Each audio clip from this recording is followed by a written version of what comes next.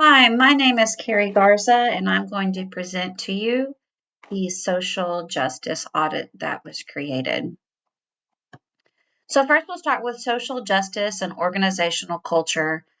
Social justice is critical in shaping an inclusive and equitable organizational culture, and it's one of those topics that is really important, especially in growing and changing districts.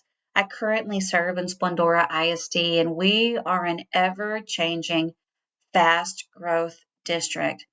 We have a lot of urban kids moving out to rural areas, and it is changing the scope of the district. We need to be more intentional about implementing a lot of the things that I uncovered as a result of the social justice audit. The audit provided several things. It makes sure that we promote equity and access, that it drives ethical leadership, encourages reflective practice. I really enjoyed the praxis aspect of this course. So often in leadership, we reflect, well, we identify, reflect, but then we never make next steps.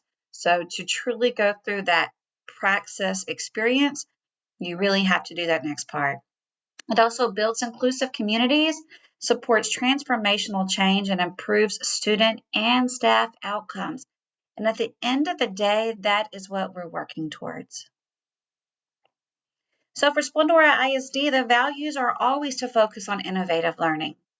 We want to make sure that our leaders are bold and creative.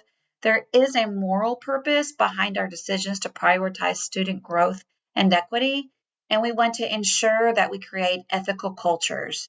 We really emphasize integrity, transparency, and accountability, and we always want to make sure that we're collaborating. We truly believe in cultivating exceptional people. We do this through innovative learning and ensuring that all of these decisions really promote student success. So, Splendora ISD's organizational background, leadership without ethics can easily become self serving or misaligned with the organization's missions and stakeholders' need. And for me, the important part here is stakeholders' needs.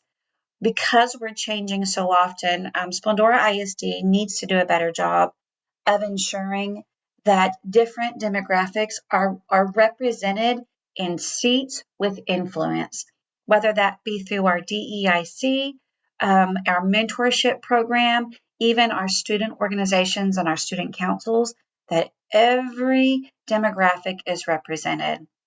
We want to truly make sure that we are being ethical in our influence for organizational climate by promoting transparency, inclusion, and accountability and respect. So for the methodology, I created a SWOT analysis. This helped me to truly identify the equity related policies and initiatives of the district. Again, this is really important for us as we are a fast growth district and an ever changing student population and demographic. Again, making sure that we put emphasis on cultivating exceptional people. The SWOT analysis was really interesting. A lot of what was revealed, I probably could have identified without an official analysis, but I wouldn't have had any of the data or the evidence to back it up.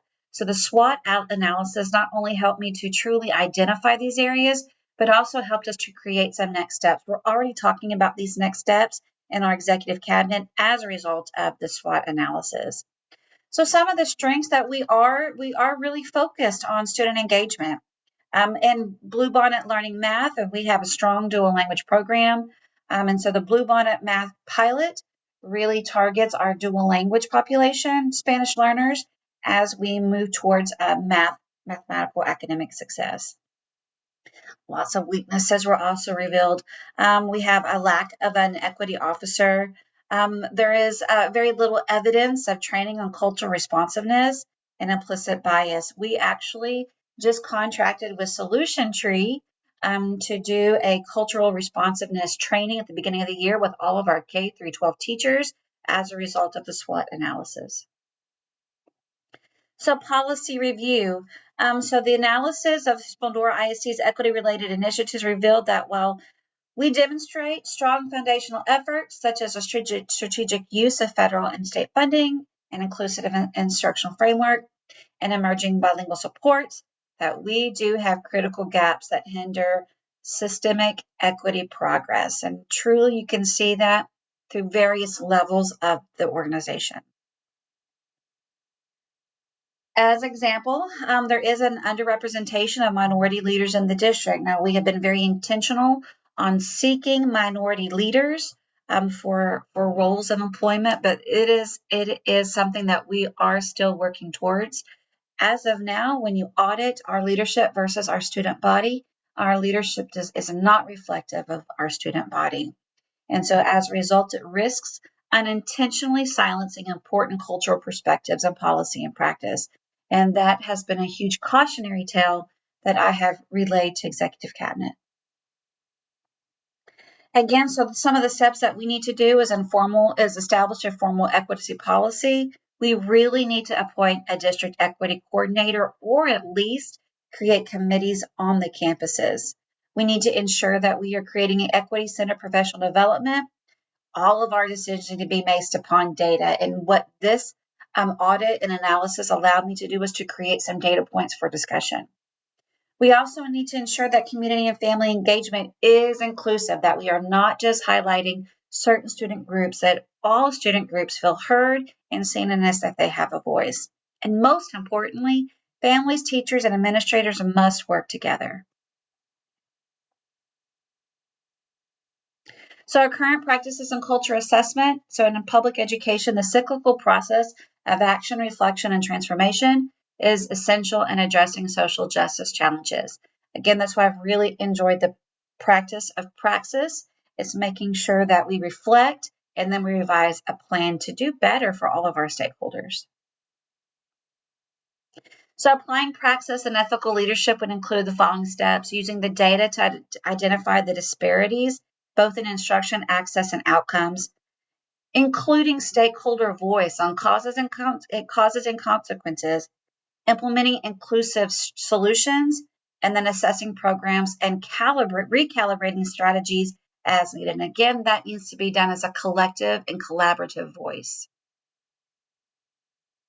Social justice framework. The audit has assessed how leadership structures in Splendora ISD promote or fail to promote ethical decision-making related to student support, staffing, and community engagement.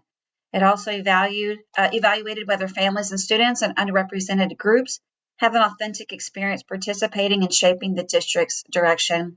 If you were to ask several of our student groups, they would tell you that they do not feel like they have an authentic experience. That is something that we are working towards, and we have to be intentional about it. And again, this audit really helped to unveil some areas of weaknesses and create some plans of action. So the vision statement. So Splendora ISD is committed to building an inclusive and equitable learning environment where every student is valued, empowered, and supported. Through ethical leadership, culturally responsive teaching, and continuous reflection, we strive to eliminate barriers, celebrate diversity, and ensure social